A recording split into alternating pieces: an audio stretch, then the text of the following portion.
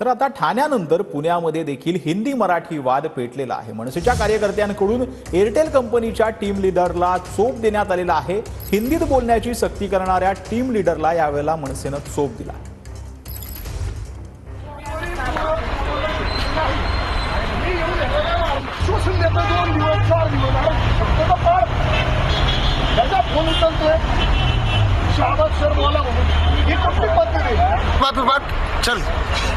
त्याचा तो जो काही उज्जत ॲरोगन्सी असलेला स्वभाव होता त्याला आम्हाला मनसे स्टाईलला चोप द्यायला लागला आणि मग त्याला चोप दिल्यानंतर आज सांगितलं सोमवारी यांचे पगार पण यांना जमा झाले पाहिजे, कुठल्याही कर्मचाऱ्याला अन्याय झाला पाहिजे नाही आणि तू पुण्यात आलाय तर तू मराठी बोलायला शिक आणि तू जर परत तिथं आरेरावी केली तर तुला परत एकदा मनसे स्टाईल चोप दिला जाईल। कालची जी घटना ठाण्याला घडली तेव्हापासूनच आम्ही डिस्टर्ब होतो पूर्ण, जेव्हा आपला मराठी माणूस एकत्र का येत नाही।